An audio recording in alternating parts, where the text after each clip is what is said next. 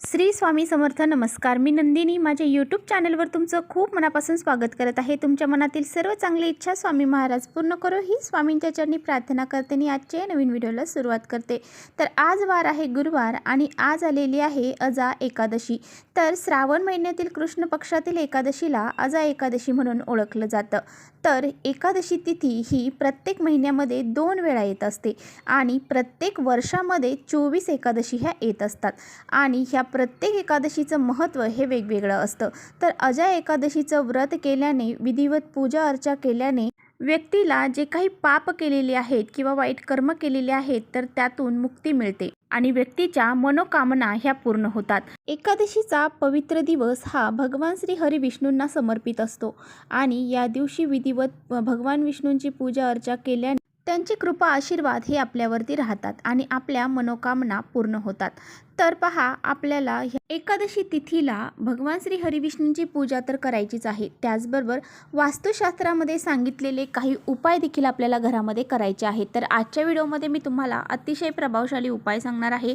संध्याकाळी आपल्याला कापूरसोबत अशी ही एक वस्तू जाळायची आहे. ही वस्तू जर आपण कापूरसोबत जाळली तर आपल्या घरातील वास्तुदोष, नकारात्मकता, भांडणं, कलह, संकट, अडचणी, दोष हे सर्व नष्ट होऊन जातील आणि आपल्या घराची, मुलांची, पतीची खूप सारी प्रगती होईल.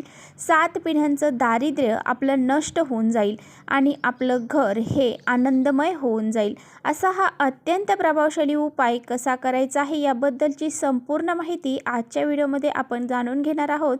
त्यामुळे तुम्ही कुठेही व्हिडिओ स्किप न करता शेवटपर्यंत नक्की बघा, जेणेकरून तुमच्यापर्यंत योग्य ती माहिती पोहोचेल. आपल्या चॅनलवर नवीन असाल तर चॅनलला लगेच सबस्क्राईब करा आणि असेच माहितीपूर्ण व्हिडिओ पाहण्यासाठी बेल आयकॉनलाही प्रेस करा, म्हणजे मी जेव्हा नवीन व्हिडिओ अपलोड करेन त्याचं नोटिफिकेशन सर्वात अगोदर तुम्हाला भेटेल आणि तुम्ही एकही व्हिडिओ मिस करणार नाही.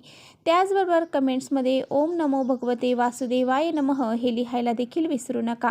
तर पहा, या एकादशीच्या दिवशी आपल्याला भगवान श्री हरिविष्णूंची विधिवत पूजा करून घ्यायची आहे. त्याचबरोबर माता लक्ष्मीची देखील आपल्याला पूजा करायची आहे. तर पहा, ही एकादशी तिथी जी आहे तर ती भगवान श्री हरिविष्णूंना समर्पित आहे. त्यामुळे या दिवशी आपल्याला भगवान श्री हरिविष्णूंवरती पंचामृताने अभिषेक करायचा आहे.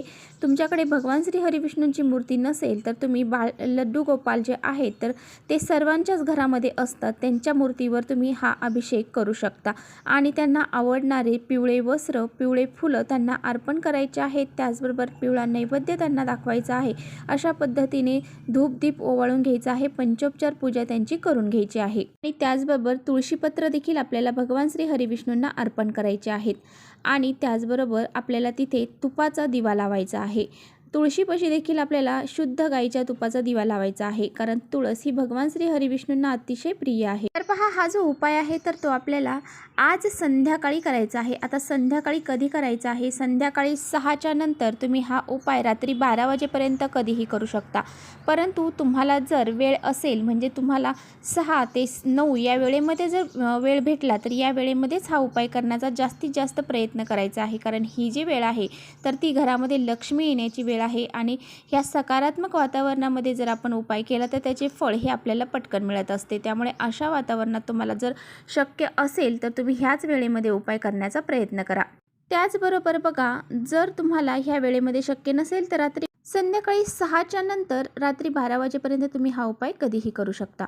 तर पहा, आपल्या सर्वांना माहीत आहे की कापूर हा किती महत्त्वाचा आहे, कारण कापूर जर आपण घरामध्ये जाळला तर घरामध्ये जी नकारात्मकता आहे तर ती नष्ट होऊन जाते आणि घरामध्ये सकारात्मक लहरी ह्या निर्माण होतात.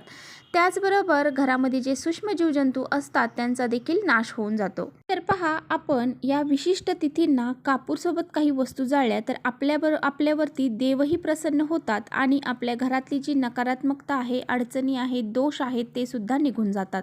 तर पहा, आपल्याला हा उपाय करण्यासाठी एक मातीची पंती लागणार आहे. जर मातीची पंती नसेल तर तुमच्याकडे जे कापूर जाळायचं भांडं असेल ते घेतलं तरी सुद्धा चालेल. तर यानंतर या भांड्यामध्ये तुम्हाला मुठभर तांदूळ टाकायचे आहेत. आपल्याला यासोबतच अखंड 3 हिरव्या वेलच्या घ्यायच्या आहेत. ह्या वेलच्या घेताना चांगल्या घ्यायच्या आहेत, कुठे तुटले फुटलेल्या घ्यायच्या नाही. त्याचबरोबर 2 आपल्याला अखंड लवंगा घ्यायच्या आहेत, ज्याला पुढे फुलं असतात अशा लवंगा आपल्याला घ्यायच्या आहेत. यानंतर आपल्याला 5 भीमसेनी कापराच्या वड्या घ्यायच्या आहेत आणि ह्या कापराच्या वड्या जर भीमसेनी नसतील तर ज्या तुमच्याकडे असतील त्या घेतल्या तरीसुद्धा चालतील. आणि ह्या कापराच्या वड्या घेताना आपल्याला संपूर्ण कापराच्या वड्या त्यामध्ये टाकायच्या नाहीत, त्या साईडला ठेवायच्या आहेत. आणि हा जो उपाय आपण करणार आहोत तर तो आपल्याला आपल्या देवघरासमोर करायचा आहे. त्यामुळे आपल्याला सर्वप्रथम देवघरामधील दिवा जो आहे, अगरबत्ती, धूप जे आहे तर ती प्रज्वलित करून घ्यायची आहे. देवघरामध्ये करत असताना आपल्याला आसन टाकून बसायचं आहे. कोणताही उपाय करताना आपल्याला आसनच टाकून बसायचं आहे. जर आपण आसन न टाकता जर काही उपाय केले तर ते उपाय जे आहे तर ते भूमीला समर्पित होतात आणि आपल्याला त्या उपायाचा काहीही फायदा होत नाही. आता पहा, हे जे काही भांडं आहे तर ते तुम्हाला एका ताटामध्ये घ्यायचं आहे आणि त्यानंतर त्यावरती एक कापराची वडी, जे आपण 5 कापराच्या वड्या घेतल्या त्यातली एक कापराची वडी त्या भांड्यामध्ये टाकायची आहे आणि हा कापूर तुम्हाला प्रज्वलित करायचा आहे. त्यानंतर त्यावरती 1-2 थेंब आपल्याला गाईचे गावरान तूप टाकायचे आहे. जर तुमच्याकडे असेल तरच टाका, नसेल तर नाही टाकलं तरी चालेल. आणि पहा, आपल्याला हे घेतल्यानंतर, पेटवल्यानंतर आपल्याला माता लक्ष्मीची जी आरती येत आहे, म्हणजे तुम्हाला जी बी कोणती आरती माता लक्ष्मीची येत असेल तर ती आरती तुम्हाला म्हणायची आहे. आणि हे जे काही कापूर जाळलेला आहे तर तो आपल्याला ओवाळायचा आहे माता लक्ष्मी आणि भगवान श्री हरिविष्णूंच्या फोटोवरती. आता यामध्ये एक कापराची वडी संपत आली की लगेच दुसरी कापराची वडी आपल्याला ठेवायची आहे आणि जोपर्यंत आरती चालू आहे तोपर्यंतच आपल्याला हा कापूर पेटवत राहायचा आहे. त्यानंतर आपल्याला हा कापराचं जे काही धूर आहे तर तो संपूर्ण घरामध्ये फिरवायचा आहे. अगदी आपल्या घरातील प्रत्येक व्यक्तीला देखील ही आरती जी आहे तर ती आपल्याला द्यायची आहे आणि पूर्ण घरामध्ये ही आरती आपल्याला फिरवायची आहे. ही आरती फिरून झाल्यानंतर परत एकदा आपल्याला ती देवघरामध्ये नेऊन ठेवायची आहे. अशा पद्धतीने हा उपाय आपल्याला करायचा आहे. तर असा हा उपाय केल्याने घरातील जे वास्तुदोष आहेत, पितृदोष आहेत, जे काही नकारात्मकता आहे, अडचणी आहेत, संकट आहेत, काही दारिद्र्य असेल, काही गरिबी असेल, ती सर्व नष्ट होऊन जाईल आणि आपल्या घरामध्ये लक्ष्मी माता प्रवेश करेल आणि आपल्या 7 पिढ्यांचं दारिद्र्य हे नष्ट होऊन जाईल आणि आपल्या घराची, मुलांची, पतीची खूप सारी प्रगती होईल. असा हा अत्यंत प्रभावशाली उपाय आज संध्याकाळी करायला अजिबात विसरायचं नाही. आणि त्या भांड्यामधील काही वस्तू जर शिल्लक राहिलेल्या असतील, अर्धवट तांदूळ जळालेले असतील तर ते तांदूळ तुम्हाला एका मोठ्या झाडाखाली नेऊन टाकायचे आहे. तर अशा पद्धतीने तुम्हाला तो उपाय हा करायचा आहे. तर चला, परत भेटूया अशाच छानशा व्हिडिओसोबत. व्हिडिओ जर तुम्हाला थोडा जरी आवडला असेल तर नक्की लाईक करा. चॅनलवर नवीन असाल तर चॅनलला सबस्क्राईब करा. परत भेटूया अशाच छानशा व्हिडिओसोबत. तोपर्यंत श्री स्वामी समर्थ.